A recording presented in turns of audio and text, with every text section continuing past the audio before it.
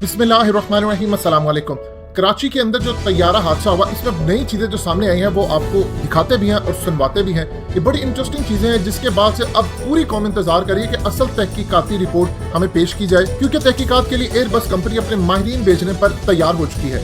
ये बेसिकली जो तैयारा था ये 16 साल पुराना था और ये पहले चाइना की फिजाई कंपनी की जेर इस्तेमाल था। इसको 2014 में ड्राई लीज पर हासिल किया गया था। देखिए, अब जो सूरत हाल सामने आई उसके मुताबिक पायलट ने जब लैंडिंग करने की कोशिश की तो उसके मुताबिक लैंडिंग गियर ना खुले, जिसके बाद वो तैयारा मुकम्मल तौर पर फिजा में चक्कर लगाता रहा।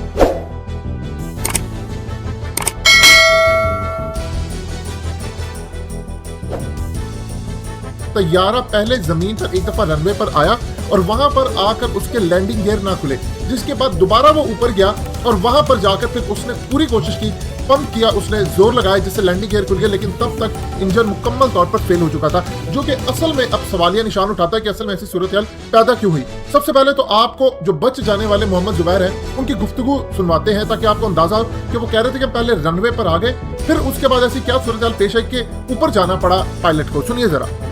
ये आप बता सकते हैं कि हादसा कैसे पेश आया और आप कैसे उससे निकले? अल्लाह ताला ने आपको नई ज़िंदगी दिया। अल्लाह ताला का सबसे पहले तो बहुत शुक्र है कि अल्लाह ताला ने मुझे नई ज़िंदगी दी है। और जो हादसे की बात है वो तैयारा बड़ा समूसी आ रहा था, PK-830 PIA का तैयारा है, 8 और जब जो है वो जिन्ना इंटरनेशनल एयरपोर्ट आने वाला था तो अनाउंसमेंट किया पायलट ने कि जी लैंडिंग होने लगी है, अब अपने सीट बेल्ट वगैरह बांध लें। तो सीट बेल्ट वगैरह बांधे हैं। जब उसने लैंड किया है तो 3 दफ़ा झटका मारा जहाज़ में। उसके बाद रनवे पे आया, थोड़ा सा रनवे पे चला, तो फिर पता नहीं क्या मसला हुआ, उसमें दोबारा जो है बड़ी होशियारी से पायलट ने उसको दोबारा उठा दिया हवा के अंदर।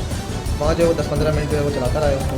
उसके बाद जो है उसने कहा कि जी मैं लैंड करने लगा, दोबारा अनाउंसमेंट। जब ये अनाउंसमेंट हुई है तो हमने नीचे देखा है तो वो मलिर कैंट का एरिया लग रहा था जहाँ उसने लैंड करने लगा। तो बस जब वो लैंड करने लगा तो अचानक फिर पता चला कि जी आपने सुना। सबसे पहले तो प्रॉब्लम ये होती है कि आप किसी भी इलाके के अंदर वहां पर जहां भी दुनिया भर के बड़े बड़े ममालिक में अच्छे तरक्की याफ्ता मुल्कों में जाए जहां एयरपोर्ट होता है उसके साथ आबादी नहीं होती, लेकिन पाकिस्तान के अंदर सूरत हाल आप लाहौर को उठा ले, कराची को उठा ले, दूसरे शहरों को देख ले, जहां पर एयरपोर्ट होता है वहां पर माफिया जमीनें बेचकर अरबों रुपया कमा लेता है। इवन कि यहाँ से तो सूरत हाल ये सामने आती है कि अक्सर औकात इन इलाकों के जो रिहायशी होते हैं वो अपनी आंखों से लैंडिंग करते हुए देख रहे होते हैं। अब सूरत हाल ये थी कि असल में पायलट ने जब पहले रनवे पर आया तो उसने लैंडिंग गियर खोलने की मुकम्मल कोशिश की, जिससे गियर नहीं खुले, और इस गियर ना खुलने की वजह से उसको सिर्फ बैली लैंडिंग करना पड़ती है। और बैली लैंडिंग के लिए आपके पास हंगामी सामान होता है, फायर ब्रिगेड की गाड़ियां, एम्बुलेंस, और ये तमाम चीजें आपके पास मौजूद होनी चाहिए रनवे के ऊपर, क्योंकि अक्सर औकात ऐसा होता है कि आप बैली लैंडिंग करते हैं तो उसमें किस्मत होती है आपकी कि कुछ नुकसान होता है। कभी कभार ऐसा भी होता है कि बैली लैंडिंग करते हुए आपके करीबन जहाज के 2 से 3 टुकड़े भी हो जाते हैं। इसमें सूरत हाल ये हुई कि कंट्रोल रूम की जानिब से कहा गया पायलट को कि आप लैंड कर ले, दोनों रनवे क्लियर है, लेकिन जब वो नीचे आता है तो वहां पर आकर गियर लैंडिंग नहीं खुलते।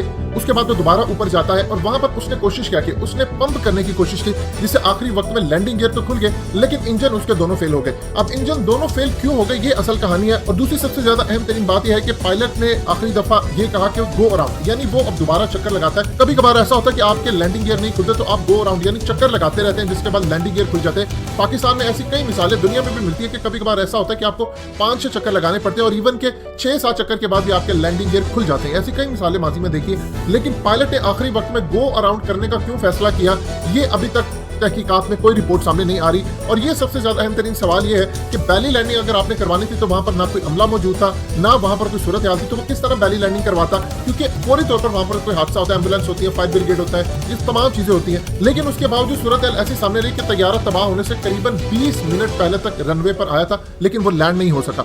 अब करीब के जो रिहायशी हैं उनका कहना यह था कि करीबन 20 से 25 मकान डैमेजेस हुए हैं, जिनको PIA ने मुख्तलिफ होटलों के अंदर लोगों को ठहराया और उनमें कई लोग घरों के अंदर मलबे के नीचे भी दफन है, वो भी काफी हद तक एक चीज डैमेज हो चुकी है। और बहुत सारे लोग, चूंकि करीब एक बिलाल मस्जिद थी, वहां पर घर के जो मर्द अफराद थे वो नमाज पढ़ने के लिए जुमे की गए हुए थे, जिसकी वजह से घर के अंदर बच्चों और खवातीन पर एक कयामत सी टूट पड़ी। अब ये तो तहकीकात के बाद तमाम सूरत हाल सामने आएगी कि एक दफा वो लैंड करने के मुकम्मल करीब था, लैंडिंग गियर क्यों ना खुले, और जब उसने पंप करने की कोशिश की दोबारा वो ऊपर गया तो इस तमाम सूरत हाल के अंदर फिर जहाज के इंजन अचानक कैसे फेल हो जाते हैं। और ये जो लास्ट गुफ्तगू आती है इसमें पॉसिबिलिटी ये भी हो सकती है कि जब सेकंड अटेम्प्ट में वो ऊपर गया उसके बाद उससे नीचे आना था, तो ये लास्ट गुफ्तगू तब हो सकती है जब वो कहता है कि इंजन मुकम्मल तौर पर फेल हो चुके हैं। अब ब्लैक बॉक्स चूंकि मिल चुका है और इसमें जो आखिरी कॉकपिट के अंदर गुफ्तगू होती है वो भी सामने आ जाएगी, लेकिन अगर कोई सामने लाने वाला हो तब, क्योंकि माजी के अंदर जितनी भी ऐसी तहकीकाती चीजें आती हैं उन सबको दबा दिया जाता है।